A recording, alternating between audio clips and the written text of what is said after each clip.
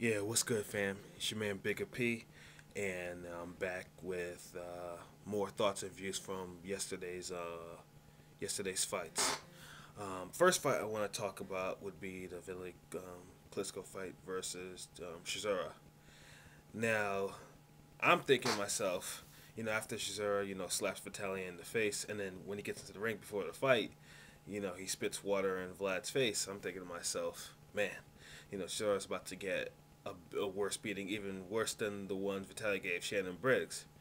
But surprisingly, that wasn't the case because one thing, Chisora possesses a pretty damn good chin. I thought he would actually break, or at least mentally break, before the final bell rang. Before the final bell rang. That turned out not to be the case. Chisora earned my respect. He was a game fighter, extremely game. He hung in there, as Vitaly, kept him bay with, jabs, and that weird overhand right that he likes to throw. In that, he drops in that drop your hands, pull your head back style. Which I always, I always thought, how does he get away with that style anyways? Because he's not, he's not a quick guy. He's pretty big. I'm thinking to myself, I keep on thinking to myself, someone should be able to take advantage of that.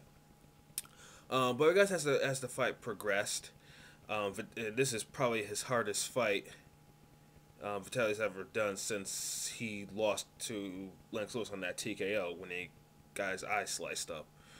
But it to me it looked like it took a lot out of Vitaly because in the middle rounds, or starting in the middle rounds, he started to really lean on Chisora. He started to do basically the things that John Ruiz used to do, a prime John Ruiz used to do. Hang on him, pull his head down, put him, lean against the ropes. And that, I didn't like seeing that. I thought it was some bullshit. And Chisora, to his credit, he was game and he came to fight. But it didn't look like his team actually came with any sound plan. Like I was waiting for him at least, the few times he doubled up his jab, Vitaly didn't know what to do with it.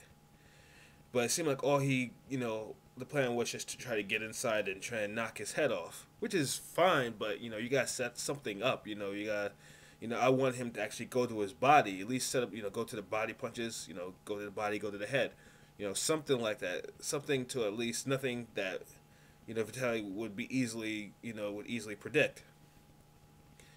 And Vitaly does, regardless if he is slowing down, which he definitely was, or at least he definitely showed me in this fight that he's starting to slow down a little bit, mostly because probably the pressure that Chisora, put on him. Yeah.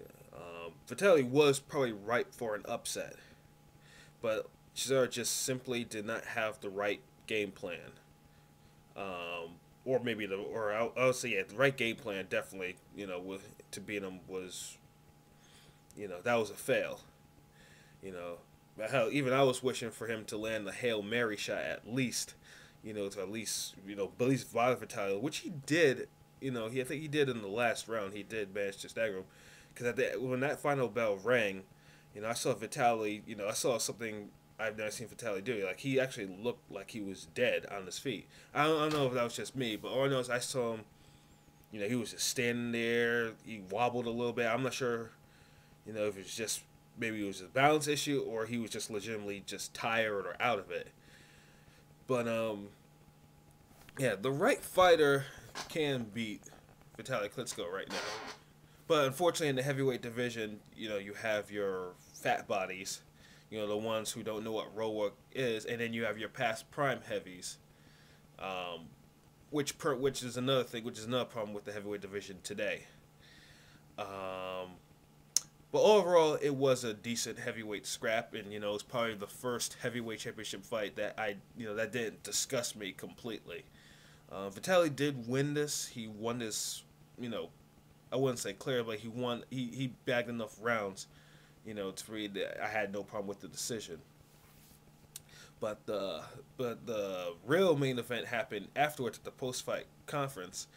Um, yeah, Chisora is a very wild guy, extremely wild. I could see him doing something, you know, really bad in the future. But yeah, I saw the YouTube video and I saw David Haye, interjected himself into the proceedings for whatever reason. I mean, whether he's trying to stir up a fight or trying to to be some sort of salesman. Because I myself, I'm still disgusted at David Haye. I'm still disgusted that I lost a significant amount of money betting on him to beat Vlad, because I was taking him by his pre-fight antics and his pre-fight talks. He was talking like he was going to war, but that's for another conversation. But yeah, it was wild seeing David Haye hit Chisora with the glass and then hit his own man with the tripod, and Chisora threatened to kill the guy or shoot him. Just really wild stuff. Actually, it's probably what the heavyweight division needs, just some sort of character, that someone wants to see. Well, hopefully Chisora, he goes back into the drawing board. He gets a couple wins because he has 3 losses in his last 4 fights. Although none of them actually, to be fair, none of them were clear losses. Well, except for the Vitelli one, that was his first real clear loss to me. But for some odd reason, I find myself liking the guy Chisora, because he's a breath of fresh air, and I wouldn't mind him stepping in the ring with Haye, because at least I'm sure that none of that bullshit that Haye pulled in the Vladimir fight will probably surface with Chisora. As for Vili Klitschko, I mean, who does he face after this? I mean, obviously he's not going to fight his brother, Povetkin. Who even knows what Povetkin is doing? I don't even consider him a real champion.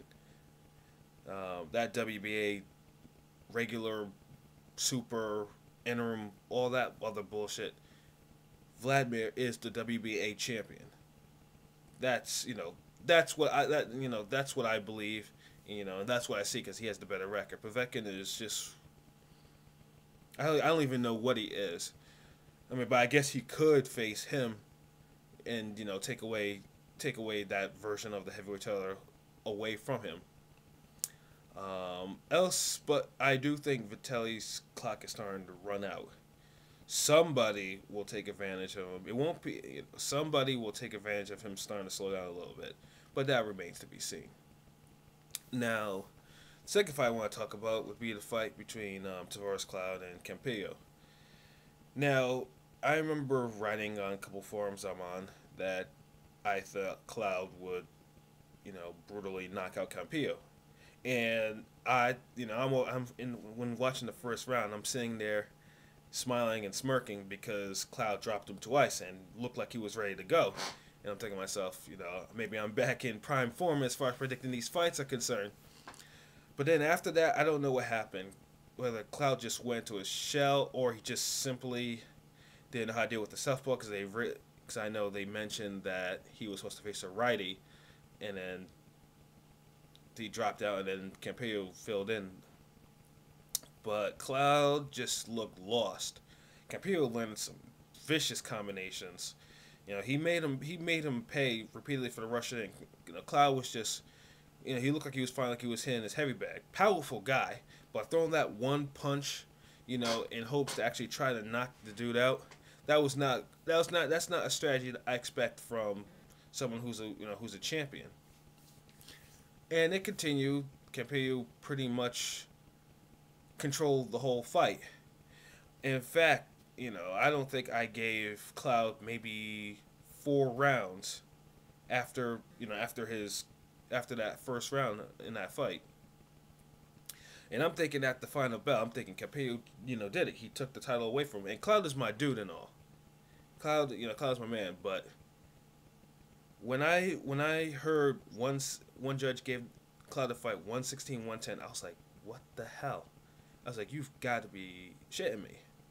And then they announced Cloud as the split decision. I'm thinking to myself, woof, another robbery. And it's sad too. Like I want to be angry at this, but it's happened so frequently over the years. It's like commonplace. I mean, in fact, I was before the decision was even announced. I was thinking to myself, are they going to job this man? If they weren't, it would be a bigger shock to me. It sure as hell was a shock to Tavares' mother, who promptly fainted, after that decision was announced. Um, so yeah, I felt for Campillo. He fought his heart out. He came back from a round which would have probably took out lesser fighters, and only to get jobbed like that. And Tavares in the interview talking like he actually won the fight. Uh, I just shook my head. But when you have Don King in your corner, and when you have other fights on the horizon that could be proved to be really really great on a financial tip, then you expect you expect the robbery to come, and it definitely did last night.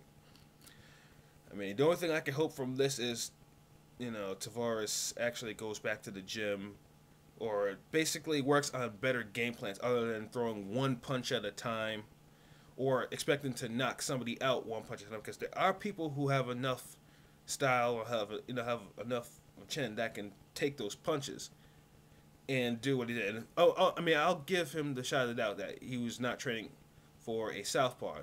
He was training for a right-handed fighter, and I'll give him that. But if he faces another southpaw and he fights like that, guarantee you that first loss will be inflicted. I mean, that first loss will be inflicted.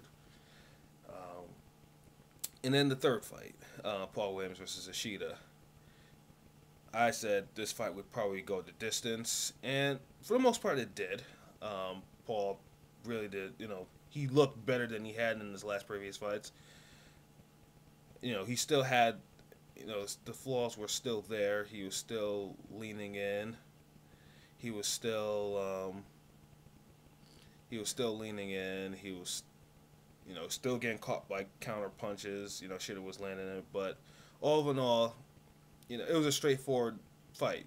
He threw a lot of punches, a lot of volume punches. Ishida didn't really have the power to take advantage of it, although he hit him a couple times, and Paul went to the cards, and he won convincingly. Now Ishida is just, I mean, it's not really a great benchmark on what things to come. But it seems like if Paul's gonna stay at 154, I would try to sharpen up sharpen up some of those weaknesses, because I could see someone like, let's just say maybe James Kirkland or somebody, really taking advantage of either Paul leaning in or Paul leaving himself open after a punch, stuff like that. So yeah, that's about it, and yeah, and hopefully more. I mean, originally I would have had one if Berto Ortiz came off again, but I guess I'll have to wait probably a couple months to say anything about that. But yeah, this is the first video of 2012, so yep, be on the lookout for any more videos as more important fights arise. More important fights, come about. All right, everyone, peace.